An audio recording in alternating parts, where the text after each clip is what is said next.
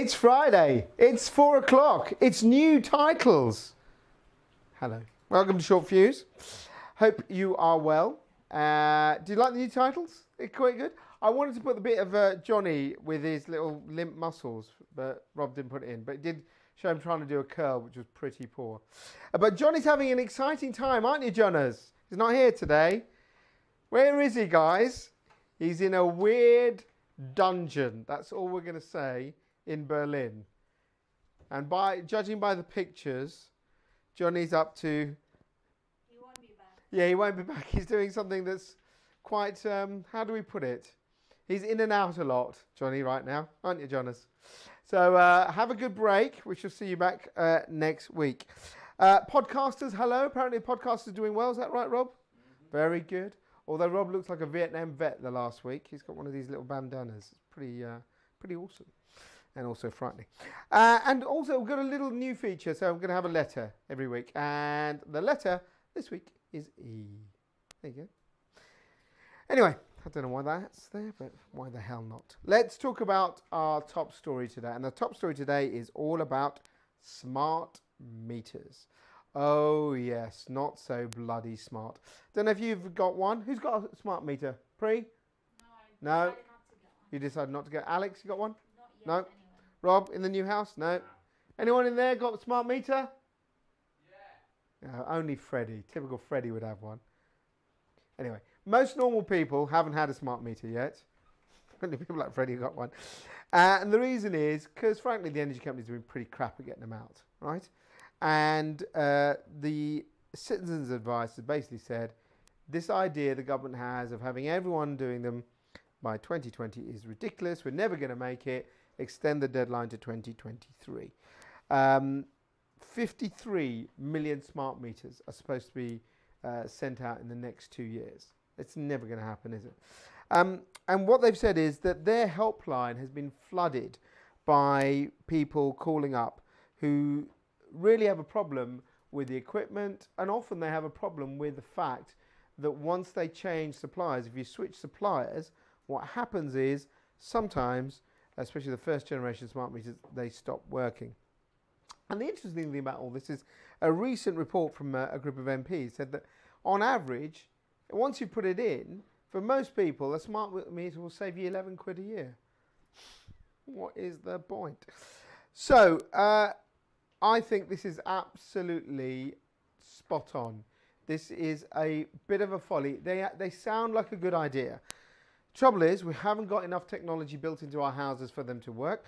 Secondly, we don't have enough engineers to go and install them. Thirdly, the whole system and the pressure placed on the suppliers, and here I will defend suppliers, is not fair. So if the government wants this to be done, and I sort of agree that with the parliamentary report, do I really think that these are going to save us lots of money? They make us more energy aware, but I'm not sure about saving lots of money. Citizens Advice are absolutely right. This deadline should be extended, and if we're going to do this, it needs a lot more investment than we've got at present. Okay, next story is travelling to Ooh La La, La Francais. Woo! And we went to Paris, didn't we, Alex? We had a good time in Paris. Pri's been to Paris, pounced around. And if you go to Paris, you know that there are regions in the city called arrondissements. That was quite good, wasn't it? Arrondissement.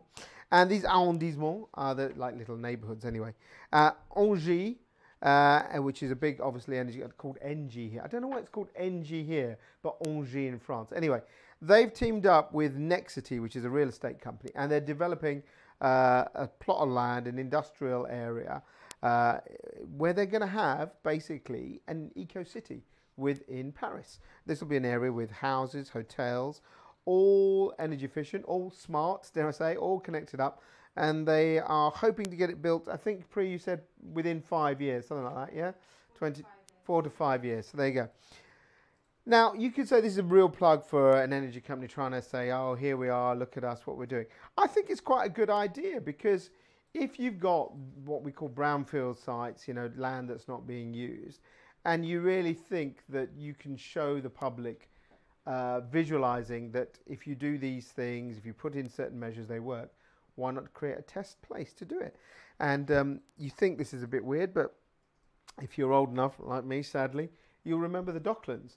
So the Docklands was just a complete, desolate, frankly, crap hole in the late 70s. And then early 80s, there was development. This thing called LDDC came in, the London Docklands Development Commission. And if you go there now, loads of people, loads of houses. It's the newest part of London, really. Huge area that is much, virtually the city's moved there. So you never know where this could go. And it would show that if we had a clean slate with the technology we've got now, what can we do? I'd be very interested to see if this place does get built, which, they've started the negotiations about this, what it means and how energy efficient it really will be. If you can see a city, a part of a city such as Paris, like London, a huge metropolis, a really old city, if you can see a part of it now being run in a very different way from the rest of it, let's see just how efficient this part will be. So quite an interesting one to watch. And the final story in this question, I can't even read what this, apologise for bad internet connection. It's a bad internet connection. Sorry, yeah. If you are watching this, it's a bad internet connection. Anyway, so nothing to do with us, I hope. No, something to do with perhaps with Virgin or someone else. They're our supplier, so there you go. Right, the last story is about water. Now, we've had the heat wave, although you wouldn't think it now because we've obviously got the storms, and I got soaked. My new trousers, my new shoes got soaked. But we've had parts of the country in drought, and obviously we had back in the winter, not that long ago actually, up until March, we had such a long winter. Do you remember the beast from the east? You do. And lots of people got cut off. I think 200,000 people got cut off. Well, Ofwat has been looking at all of this, and at present, if you're cut off from your water supply, which, let's face it, we can just about do without power. You can't do without water, right? You need water. You need water to live. So of all the utilities, that's the one. There's a red line. So they, if you're cut off now, you get £20 for a day, and then you get £10 for every 24 hours after that. Ofwat says that's not enough. Excuse me. They want to update compensation, and they think there should be a consultation about this. Now, if you look at where we are with water, we really haven't got as much water as we think in this country. Some parts we do, but other parts we certainly don't. And the real problem is there's a lot of leakage. There's a lot of leakage in the pipes, a lot of leakage in the whole system. So I think the compensation part is an interesting one. Yes, you should be compensated more as a consumer. You're paying for it. Since we privatised the water industry, we're all paying a lot more for it, but you'd say that we're getting a better service. But I think unless we sort out these issues, too much water leakage, perhaps stuff that's going on in terms of how we're actually utilising our water, we use too much ourselves. We waste it. People having 17, 20-minute showers, for God's sakes, in the morning, that sort of stuff. But the compensation, it should be right, because if you cut off from it, it shouldn't be something that you suffer from without some sort of financial compensation. But the truth is, it's so vital. Of all the utilities, it is the most important one. So I'm glad that they're looking into it. They want to start a consultation, which starts in September. But if that comes through, then if you are unfortunately cut off from water, then you will receive better compensation in the future. All right, that's our news bit for now. Let's move on to this week's Viewpoint.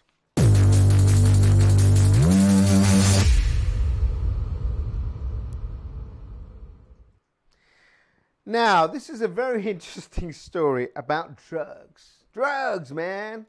Unfortunately, we used to have someone here at the ELN who was quite good on this topic, wasn't he? But he seems to have disappeared now. He's left us. Hello, Georgie. How you doing? So basically, drugs are there. We all know drugs are there. And a survey has shown that 10% of UK workers admitted to taking drugs, okay, at work. And 16% suspect a member of your team is taking drugs. I won't tell you what the figures are for this office, but let's say our new recruit, Harry, how many cans of Red Bulls are going through? About 4 a day. That's someone covering something up, don't you think? Anyway, what's that all got to do with the energy industry? Well, a company called Intelligent Fingerprinting have created a sweat analysis tool. Very interesting. You put your finger on this thing, and it reads your sweat, and you can't hide what you took. So that then gets detected, and it can detect cannabis, coke, amphetamines, also known as speed, and other drugs that you may find in other places.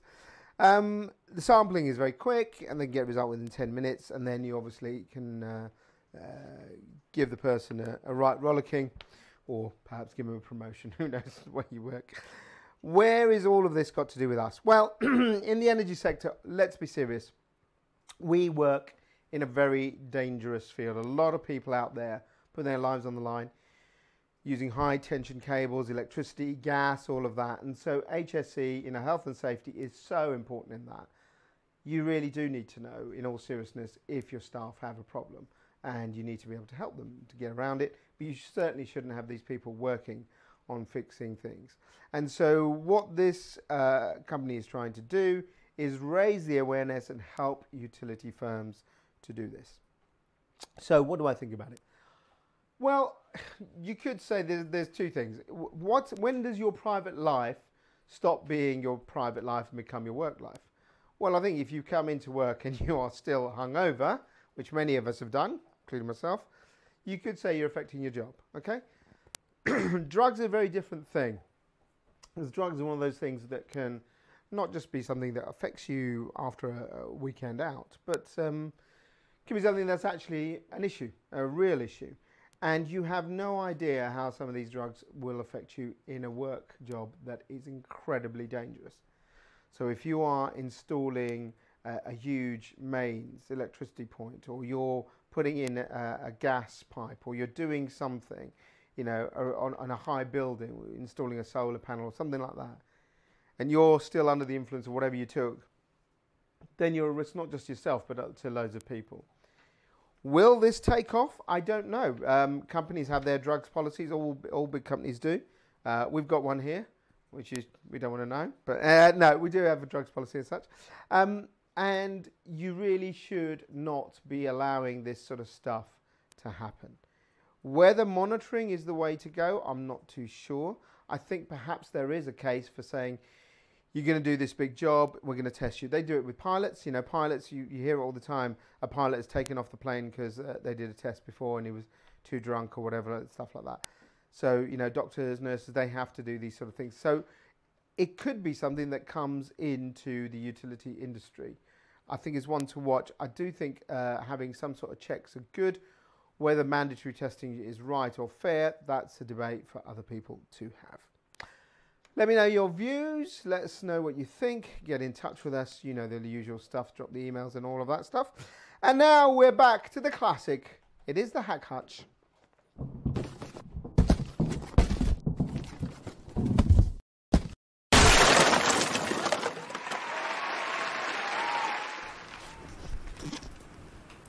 Hello. Hello. Hi. How are you? I'm very good, thank you. I don't know, it's what's happening here? all over the Need place. some more stuff. Okay. You thought I was being very sexist earlier about Yes. donuts, didn't you? Yes. I said, so I bought some Because- donuts. Oh, go on, you tell them. Because I'm the only woman in this office. At present. And Sumit said, guys, would you like some donuts? So I thought I was being excluded, There you which go. I think you would agree. No. Yes. Guys is a generic term, isn't it? Not anymore. Not in this century. Not in this century. Anyway, and you don't eat the bloody donuts, so don't give me that. Well, maybe I wanted to eat one today. The horse took them, didn't he? Nay. Did he eat one, Alex? I didn't see him. I had one, I'm guilty of that. So Alex had one. Sorry about that. Yeah. And Harry spilt half of it. But anyway, impressed. that was not me being sexist. Okay. Being We'll see. sexist is like go in the kitchen, but I wouldn't do it. Christina's watching now. Let's right, go ahead. Okay, so first one, Yes. the price rise. This is hilarious. Come on. So Once British a Gas, year. yeah. So this is British Gas announcing its second price rise for the year in 2018. Mm-hmm. And this was kind of expected, I guess, Because because of we its had figures. EDF Yes. initially. Earlier this year, EDF said it would increase energy prices for the second time this year, and that's going to come into effect at the end of August. But because Centrica released, which is the owner of British Gas, released its profits last week, so it kind of hinted that it could be increasing their energy prices. So and what have they put this down to? I saw some of the stuff that we've written and also in other places.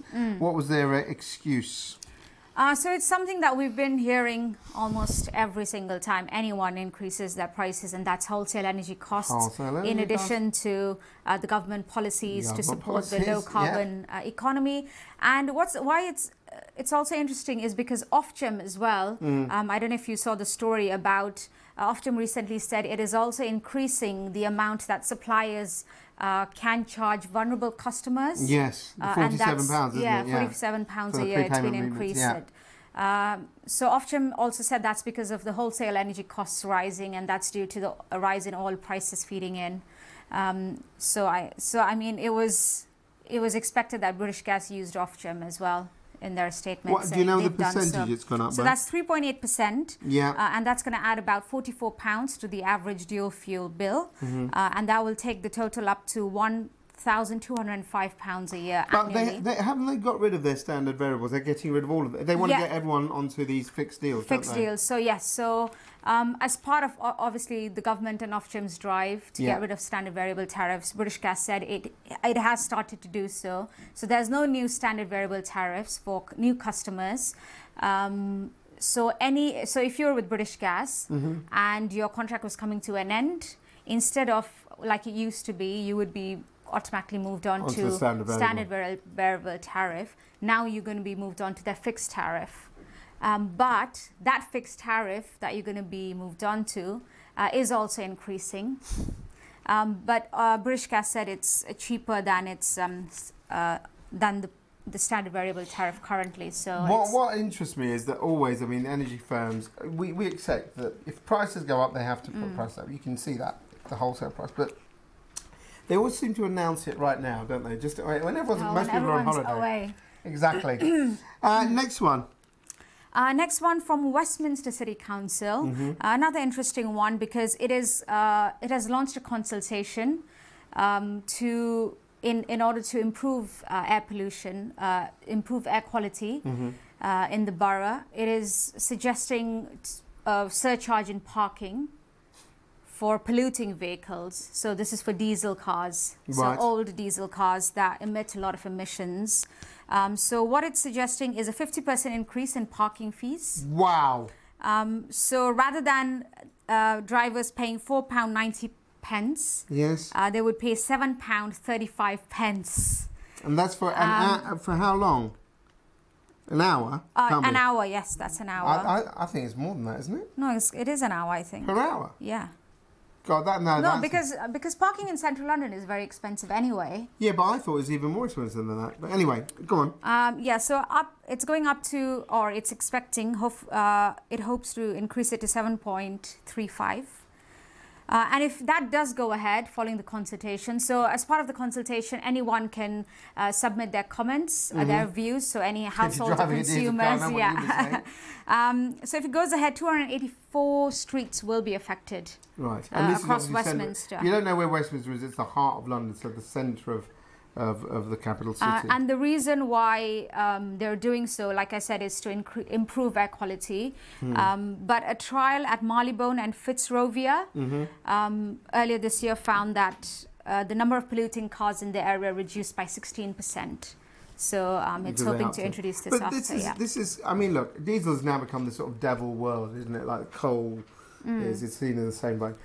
But we've had the T charge. You interviewed the mayor, didn't you? Yes. About the toxicity charge. Yeah. So that came in. Was it last year? I think it was. Yeah.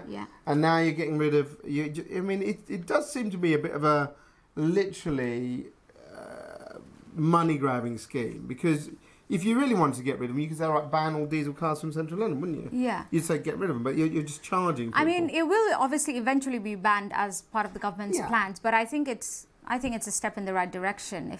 Says the person who doesn't drive. If you can buy a petrol car, you might as well drive that, since it's But a lot of better people buy diesel because they do a lot of mileage. Yeah. Certain member of our team, Jeffy, does tons of mileage, doesn't he? So he gets a diesel. I don't know. Alex is nodding, so I don't know if he's saying he's agreeing or he's disagreeing. Alex is just nodding because he listens to music, so that's got nothing to do with it. Anyway, moving on. So moving on to last story about mini nuclear power stations. So the UK could see mini nuclear power stations in the future. You're saying mini, not many. Mini. Teeny weeny ones. Teeny weeny ones. And this mini nuclear power plants are also called small modular reactors or SMRs. Generally, they have a capacity of less than 600 megawatts. Right. And experts, an independent group of experts that was convened by BEIS earlier this year to look into small modular reactors or small nuclear power plants, have actually backed proposals, or it's actually giving government the green light to say, hang on, you can actually support or provide subsidies for these nuclear power stations, because obviously it's a very controversial technology. No, but the idea is that these would be very easy to build, much quicker than what's going on in Hinkley, and much cheaper. Yeah. And I know that China is looking into it, and other nations. We've done stories about that, haven't we? Yeah. What do you think about this idea? What they've said is, so if you compare it with the Hinkley power plant, Hinkley is expected to cost over £20 billion for one project.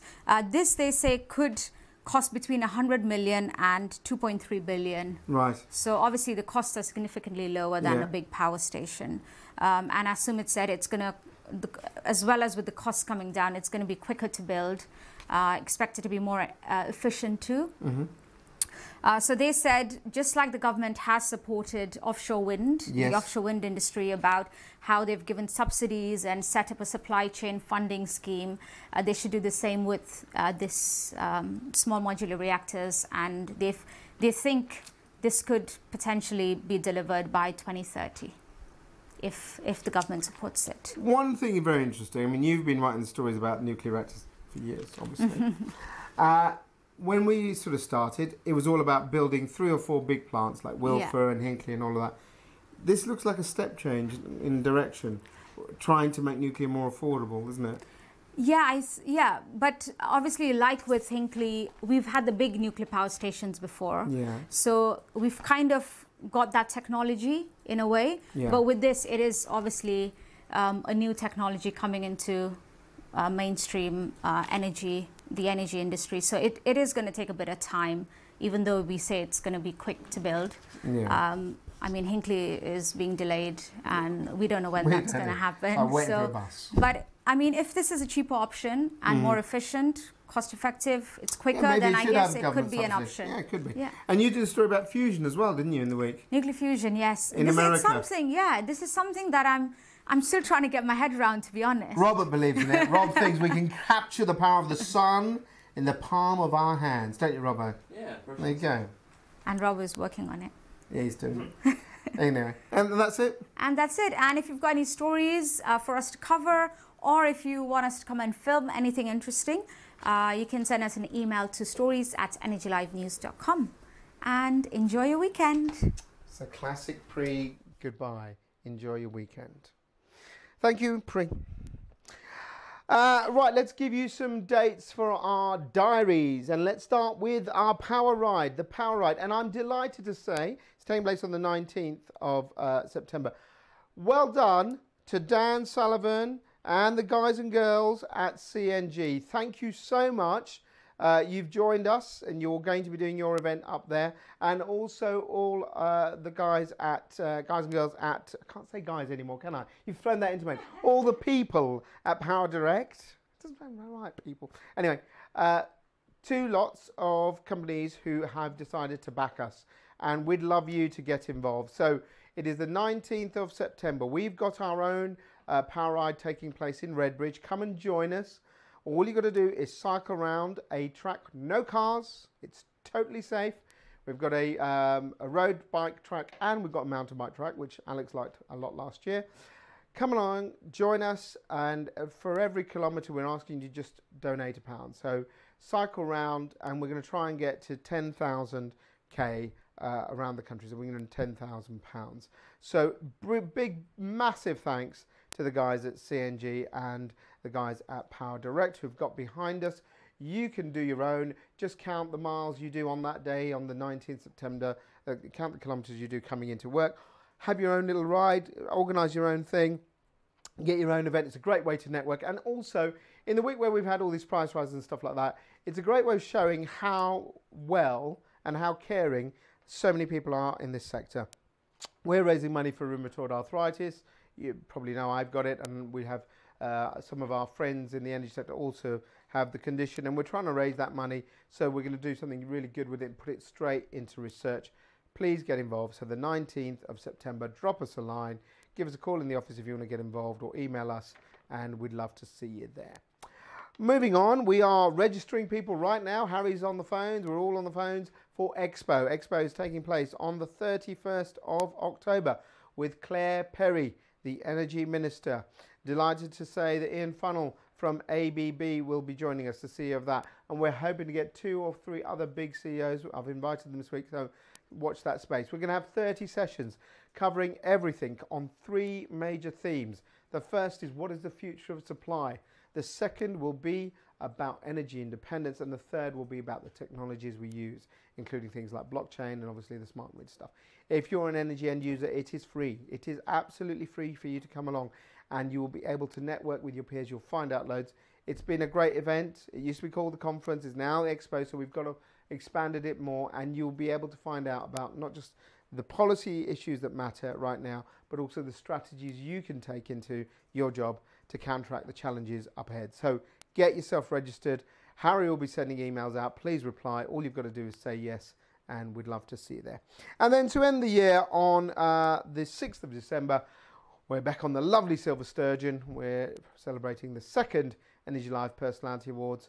Get involved with that. You'll find the details on the website. It's a party you don't want to miss.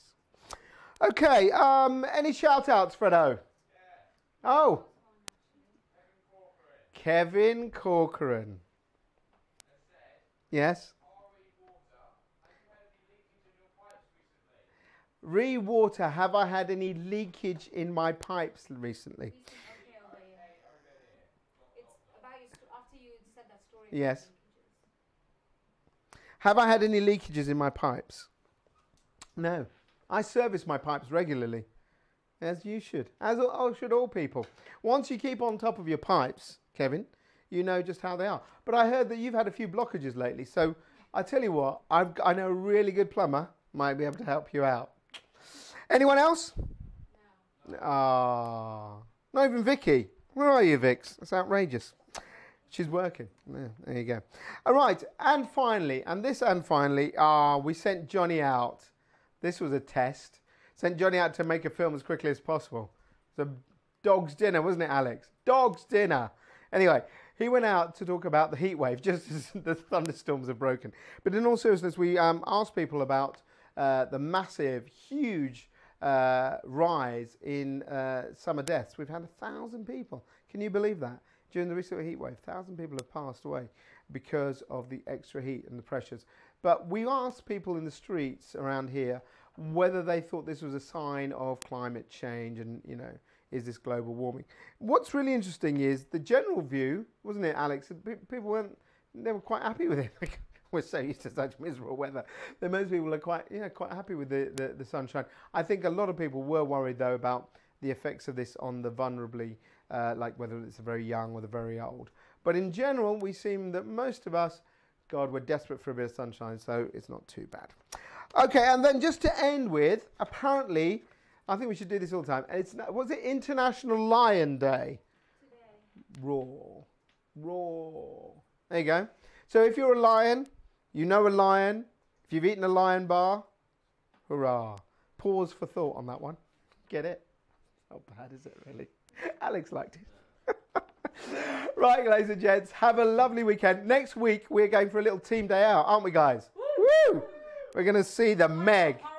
It's not horrible. We're going to see him film about a giant prehistoric shark. Sounds good to me. Megalodon, not Megadon, for God's sake. That's why she wanted to see, what was it called? What's the little one about the Incredibles 2? Yeah, you did. You want to see the children's thing? You want to watch the little people's movie? No, we're not going to say. We're going to see the big shark eating people. Chomp on this. It'd be great. Have a lovely weekend. We'll see you next week. Bye-bye.